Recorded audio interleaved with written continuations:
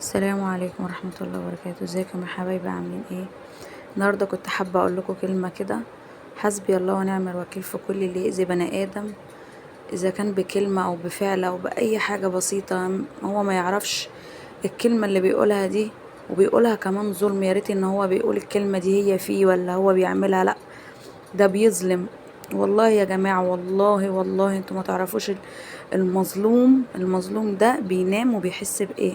بيحس بوجع جامد في قلبه، وبيحس بشعور وحش جدا. نفسي اعرف بقى الظالم ده بيحس بايه لما بيقول كلمة كده وحشة لحد، ولا بيقول له حاجة هو اصلا مش فيه، ولا بيتهمه بحاجة كذبه. وبيبقى هو مثلا في قلبه ايه، او هو مثلا ساعتها بيبقى حاسس ان هو مثلا مبسوط.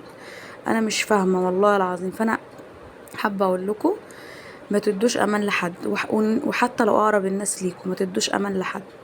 وحسبي الله ونعم الوكيل في كل اللي يأذي بني ادم.